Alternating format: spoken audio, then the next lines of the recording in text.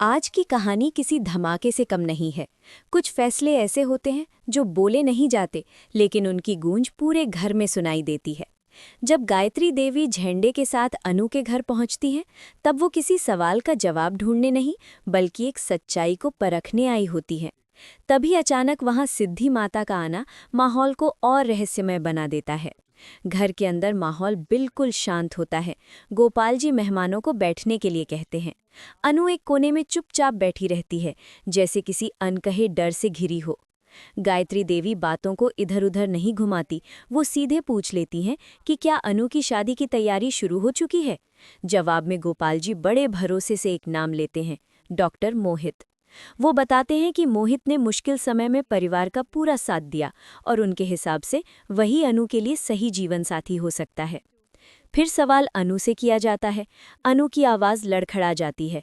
वो आंखें झुकाकर बस इतना कहती है कि उसके पापा जो ठीक समझे वही सही है। लेकिन उसकी चुप्पी उसके शब्दों से कहीं ज्यादा कुछ कह जाती है। गायत्री देवी सब समझकर भी खामोश रहती हैं, क्योंकि कुछ सच्चाइयां वहीं बोली जाती हैं जहां उनका हक होता है। तभी दरवाजे पर आहट होती है। मीरा वहां आ खड़ी होती है। एक पल के लिए सभी चौंक जाते हैं। माहौल में अजीब सी बेचैनी फैल जाती है। मीरा सफाई देती है कि वो सिर्फ हालचाल पूछने आई थी, लेकिन झंडे की नज़रें साफ कह देती हैं कि उसे अब उस पर भरोसा नहीं रहा। वो उसे याद दिला देता है कि अगर किसी की चाल का असर आर्या पर पड़ा तो वो कभी माफ नहीं करेगा। मीरा बिना कुछ कहे वापस लौट जाती है। अब गोपाल जी गायत्री देवी से पूछते हैं कि आखिर वो किस मकसद से आई थी।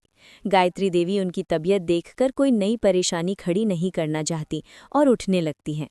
और तभी एक आवाज़ गूंजती है, सिद्धि माता की। उनकी मौजूदगी के साथ ही लगता है जैसे कहानी अब किसी नए रास्ते पर मुड़ने वाली है, क्योंकि अगर कोई टूटते रिश्तों को जोड़ सकता है तो वही है। अब फैसला आपके हाथ में है। क्या अनु और आर्या की किस्मत एक होनी चाहिए? नीचे कमेंट में ज़रूर बताइए। वीडियो अच्छा लगा हो तो लाइक दबाइए और चैनल को सब्सक्राइब कर लीजिए, ताकि आगे की कहानी आपसे छूटे नहीं।